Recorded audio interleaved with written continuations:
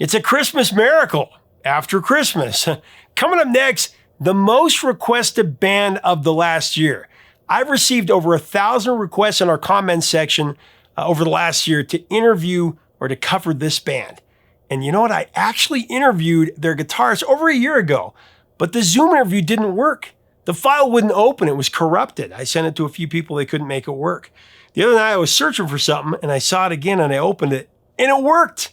So coming up next, an interview with the longest serving member of a famous hard rock band that had 20 hits in their native Canada, but only 3 in America. But what a band. They were the first Canadian band played on MTV, and they still ignite classic rock radio. Plus, they had a song that most 80s kids remember because it spelled out a hardcore profanity in its chorus, but somehow it got past censors. Stay tuned for a real treat next on Professor of Rock.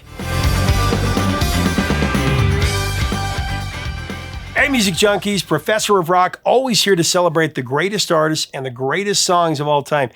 You know, if you ever tried to take apart a lava lamp back in the day, you're going to dig this channel of deep musical nostalgia. I remember I had a friend that did that and it was a hell of a mess. Make sure to subscribe below right now. Click the white button and click the bell so you always know when our stuff comes out. Also, check out ProfessorofRock.com so that we can be part of our community there. So it's time for another edition of our show, Revelations, where featured artists share rare stories behind their greatest songs and their greatest albums. Truly insight you won't find anywhere else. And you're going to love this one. So I have a tool that sifts through all of the comments of all the videos and tells me what the most requested songs or artists or albums are. And over the last year, I've received over 1,000 comments to do something on the Canadian hard rock band April Wine. Sadly, lead singer Myles Goodwin passed away in December of 2023. Strangely enough, I actually interviewed longtime April Wine guitarist and co-producer Brian Greenway about 10 days before that news hit. I was going to release the interview and a video as a tribute to Myles, but it wouldn't open, the interview. Tried everything, but it seemed that the Zoom file was corrupted. And then a few nights ago, I saw the file again as I was looking for something else, and this little voice inside my head said, open it. And it worked. So I have that interview coming up.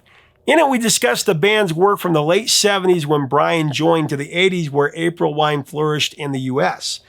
The band had 20 hits in their native Canada, starting with their 1972 cover of the Hot Chocolate's You Could Have Been a Lady.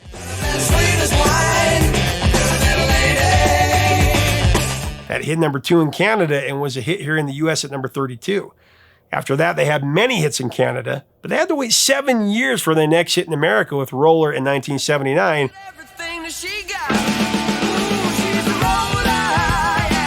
And then Just Between You and Me in 1981, which actually made them the first Canadian band played on MTV.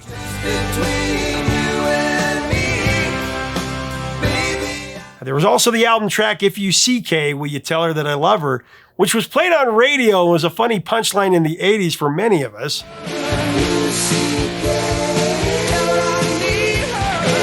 We laughed and sang along many times to that one, and it fooled most of the censors. They even played it on the radio in Idaho, where I grew up.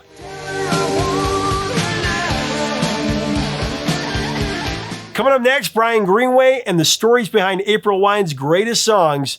Let's get into it. One of the amazing things, it's just the kind of story that everybody loves, is before you joined April Wine, you were working in a warehouse driving a forklift. Yeah, I was.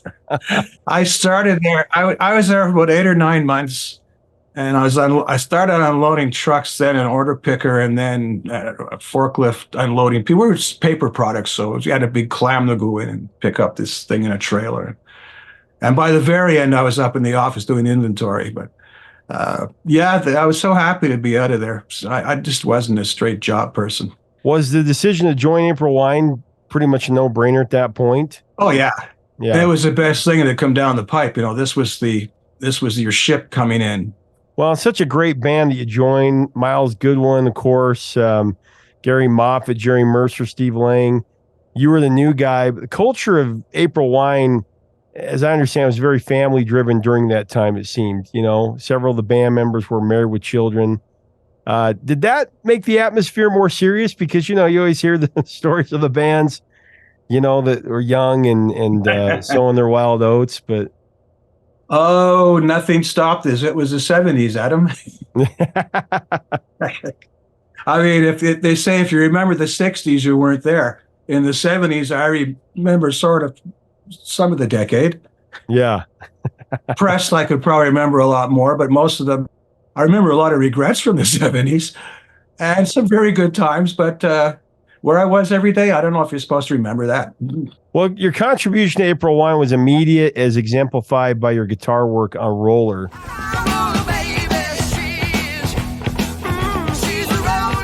First hit in the U.S. for the band since their cover of the Hot Chocolate song, You Could Have Been a Lady, in 72.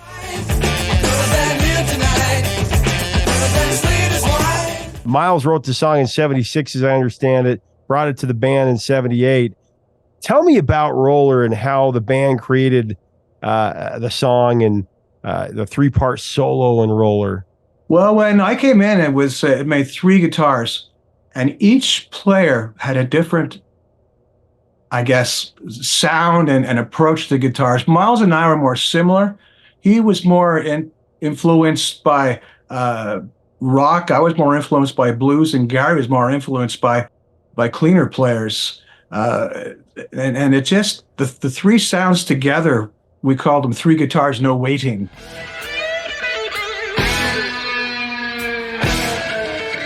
But they blended so nice in tone and sound and ideas that it created quite an interesting effect. We could play a song, one guitar started it, and then second guitar came in, boom, for sound, and a third guitar all together. It created a great big orchestra, just like having a symphony orchestra play together. You have second, third, fourth violin. Well, they all come in. It creates an interesting wash.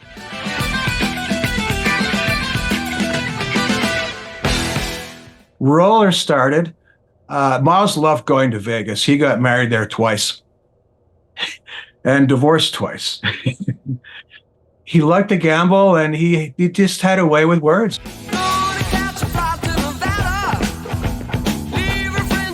Roller, we came in, Miles came in with a lick.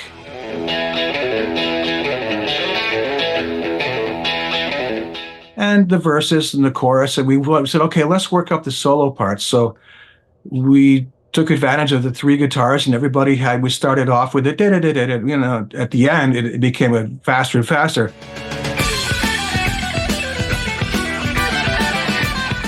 The solo, we did it a couple of times. We started off with everybody having it's like an 8-bar solo. The next person an 8-bar, the next bar, the next person be 4, then 4 and 4, and then 2 and 2 and 2, and then 1 and 1 and 1 all together, and ending the way the solo section in Roller worked, with just a crescendo of 3 guitars and all those strings smashing and evolving into a great big echoplex.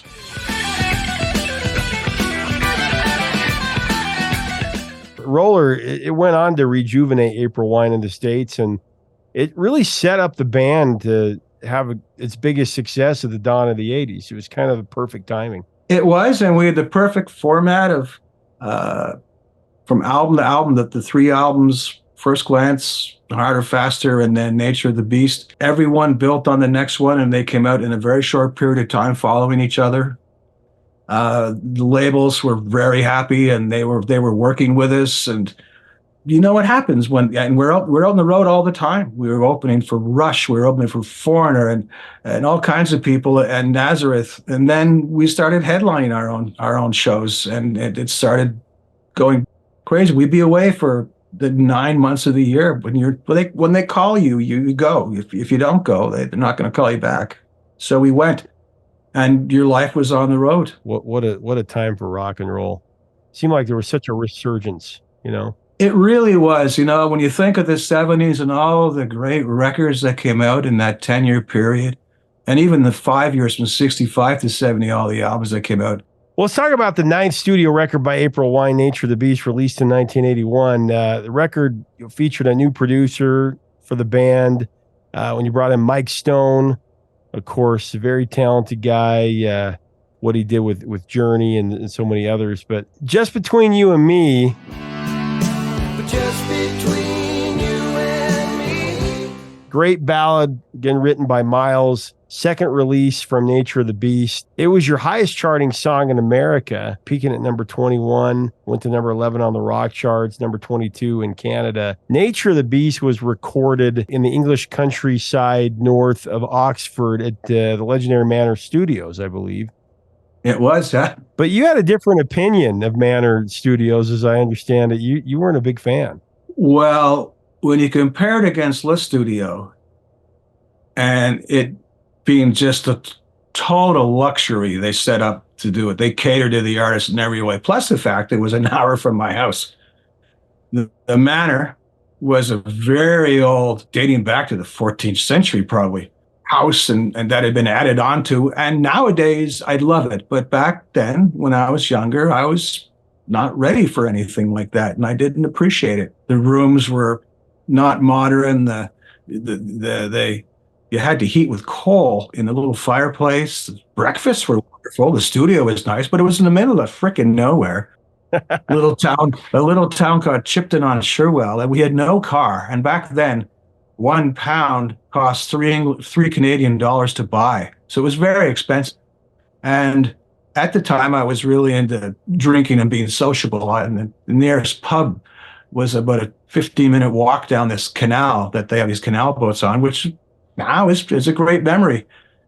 And but they would close at 7 o'clock at night, you know.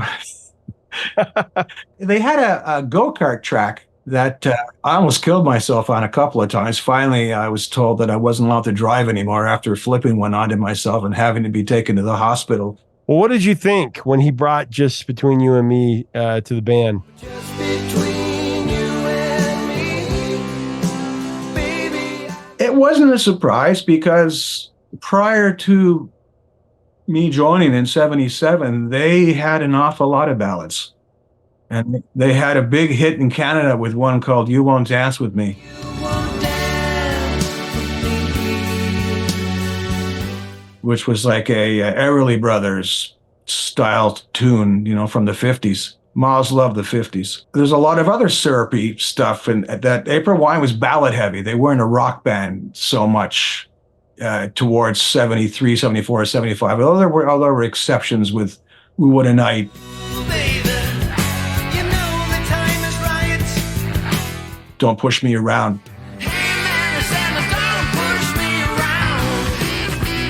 So I heard it. He brought in, okay, a ballad. We haven't had one in a while, and it sounds like a good ballad.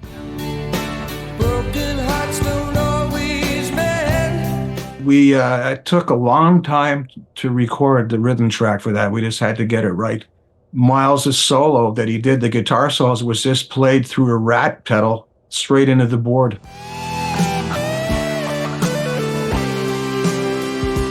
Some people say, what a great sound. He says, well, it was the last thing to do. And they were in LA and they didn't have any gear there. So there's a rat pedal. So Mike plugged it into the board on maybe a Neve or whatever, put a 1073 preamp, goosed that up with the rat, and it had a great sound.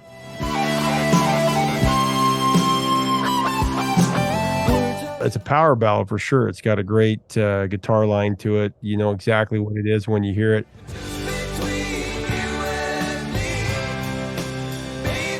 It's one of those songs where, you know, from the very first note, you're like, okay, I know this song. It touched a lot of people because to this day, I get comments from people we meet that, oh, we got married to that song, or it was my first date to that song, or I lost my virginity to that song. You know, it was a lot of firsts for people with that song at that time. It was just timing. It was actually one of the first 15 videos played on MTV. I'd like to do for you our single in the States right now. And it's a ballad. It's the only song of its kind on the album, actually. And we'd like to do it for you. It's called Between You and Me.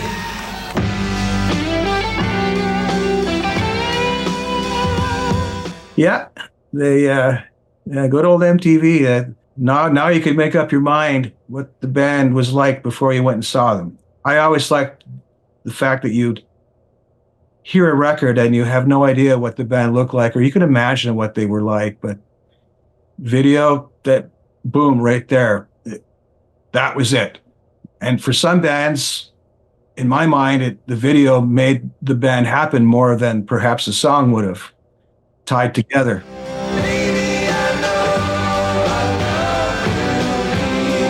The timing was great too, because MTV, like you said, music television, and just the format and everything, and the ballad, it just seemed like it all came together. Yeah, I thought it maybe could have gone a little further. At the same time, REO came out with their ballad "Keep on Loving You," and those songs seemed to compete with each other for the chart position. Yeah, and that also had quite a music video to it as well. It was like a lot of these rock stars all of a sudden had to become actors, and some were more comfortable with it than others. Yeah, we weren't comfortable doing it. It was embarrassing for some people. I mean, you had some bands, like you said, that you didn't know what they looked like, and I know that some artists really got hurt by these music videos, because people would make a swift judgment on them based on their appearance. Well, now you could hear and see, you could make up your mind. Do I like them or not? Whereas before, if you went to a show, when it's dark and loud and lights, it was great. You could draw people in because they wanted to see you. I wonder what they're like. Now they could say, nah, I don't like the way they look or the way they dress. But it opened up a whole nother business of companies that made videos. There wasn't that before. Yep. So now, and then Michael Jackson made $1 million 3-minute videos or plus, and up and up and up and up. And we had to compete because you had to be as good as that. And budgets shot up outrageously because of that. Nowadays, we made a video, it wouldn't get played anywhere. Just between you and me, though, you had to know, you guys had to know that was going to be a hit.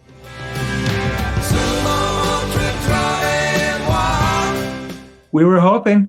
We every week we'd have a pool to see who was going to be the lucky one that won whatever number went to on Billboard. Who won the bet? Do you remember? I never did.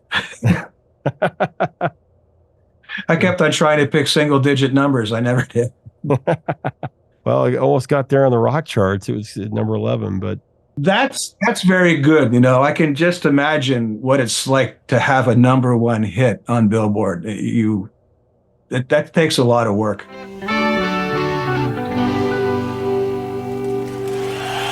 Well, 86 was a pivotal year in the history of April Wine when Miles disbanded the group. Did you see that coming when it happened? There was rumblings. He had moved to the Bahamas, so he wasn't around here anymore. In fact, he had wanted to go solo in 1974 or 76. There was an album that was already recorded that was going to be a solo album for Miles, but the record company talked him out of it and became an April Wine album. Finally, he did. And the band broke up because he wanted to go off on his own. That was our last gig. That was in August of 1984, Adam.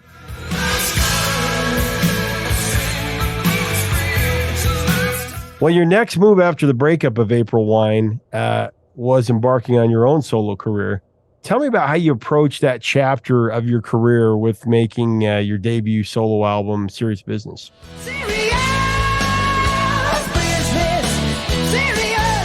When we did an album in the Bahamas, because we owed them a record, April Wine owed them a record, but nobody in the original band wanted to do it.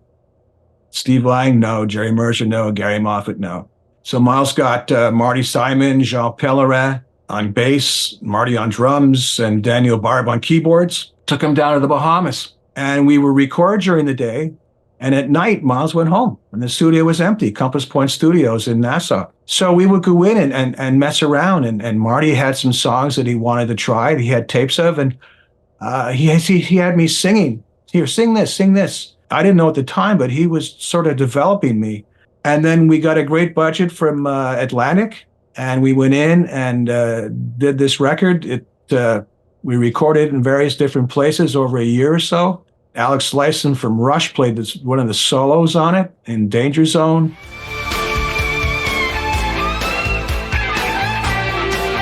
I thought, this is going to sound really good. We did it at the studio. It sounded wonderful.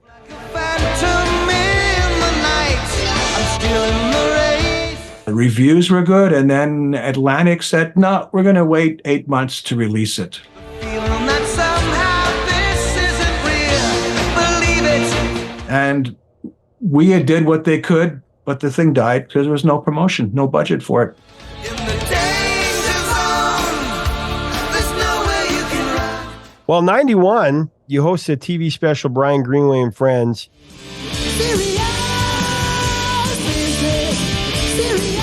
I was going to this bar near where I live here in Hudson, Quebec.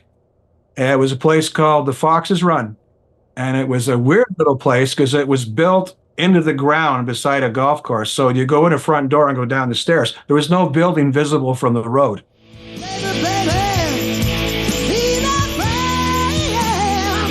A lot of people from TV, cameraman and Bill Merrill, who was the president at CFCF Channel 12 here at Montreal TV, was drinking, and I got to know them all. And he says, you know, Brian, one day he says, we're mandated to do 6 local shows a year.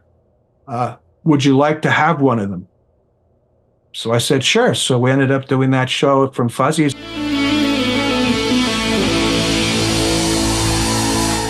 Hey, leave us a comment about April Wine. What are your memories of these classic songs of Miles Goodwin, Brian? Just a great interview, great to talk about. I've always thought April Wine was so underappreciated in their time, and thankfully they're getting a second look here as people are looking at him as one of the greats of that time. So let's have a great discussion about the memories about these songs. If you like our content, we invite you to subscribe. We'd love to have you as part of our community. Until next time, 3 chords and the truth, my friends.